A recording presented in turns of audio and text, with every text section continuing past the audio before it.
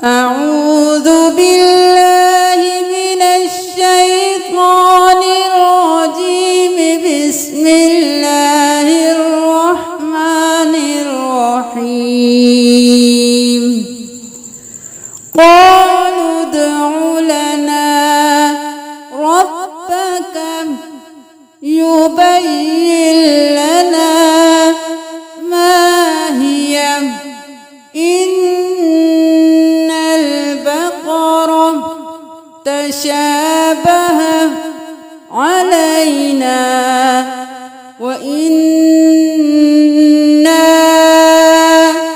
إن شاء الله لمهتدون قال إنه يقول إنها بقرة لا ذلول تثير الأرض ولا تسقي الحرث مسلمة لا شية فيها قالوا الآن جئت بالحق فذبحوها وما كادوا يفعلون قالوا ادع لنا ربك يبين لنا ما هي إن البقرة تشابه علينا وإنا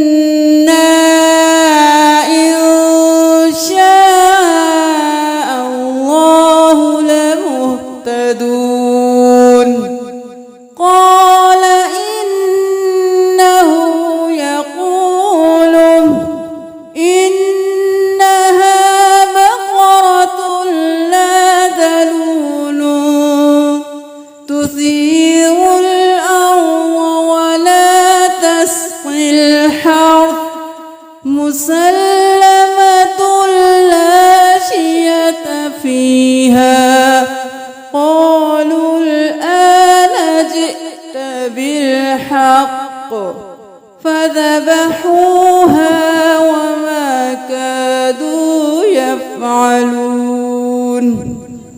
देख लीजिए अल्लाह ताला इन आयात में क्या फरमा रहे हैं। वो कहने लगे कि अपने रब से दुआ कीजिए हमें कि मज़ीद इसकी माहियत बतलाए। इस किस्म की गाय तो बहुत हैं, पता नहीं चलता। अगर अल्लाह ने चाहा तो हम हिदायत वाले हो जाएंगे। आपने फरमाया कि अल्लाह का फरमान है कि वो गाय काम करने वाली, जमीन में हल जोतने वाली और खेतों को पानी पिलाने वाली नहीं, वो तंदुरुस्त और बेदाग है। उन्होंने कहा अब आपने हक वाज़िया कर दिया। वो हुक्म बरदारी के करीब न थे, लेकिन इसे माना और वो गाय ज़बह कर दी। सदक़ल्लाहुल अज़ीम।